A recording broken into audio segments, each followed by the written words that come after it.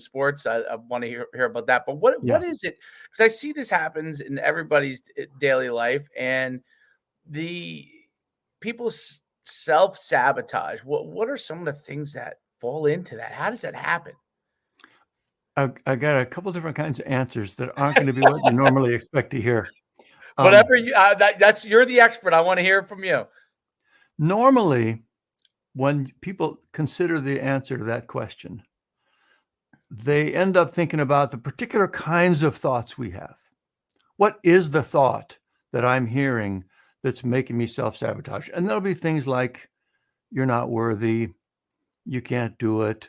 Maybe if you do try and make yourself better, you're going to lose your circle of friends.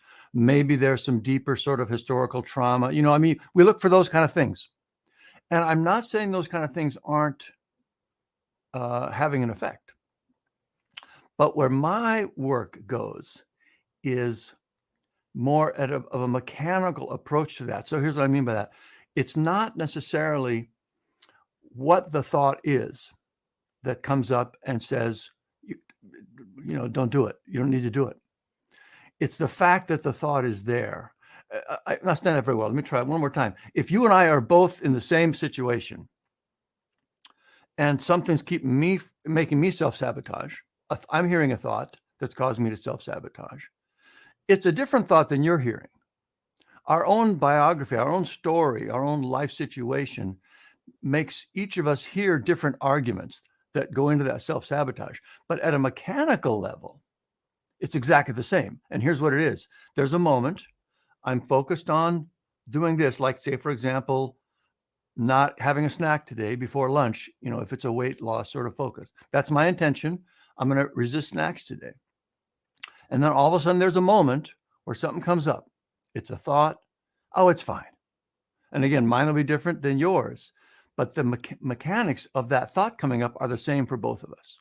And that's what I clicked into back in that Wizard of Oz moment. I realized it didn't matter what the argument was that was pulling me off track. It was the fact that something was initiating that argument. It's like there's a person standing there saying that to me.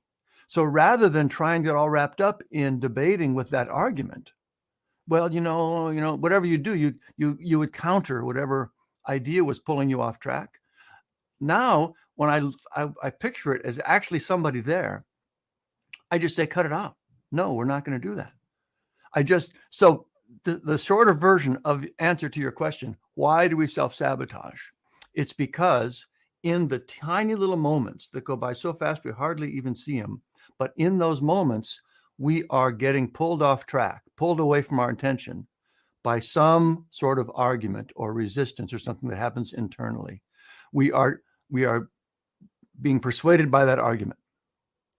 And if we can break that response, that cycle, where we just unconsciously, we engage with the thought, we're like, oh, you're right. And all of a sudden we're eating the snack. If we can engage with it at that level, it gives us a remarkable amount of power to stop self-sabotaging.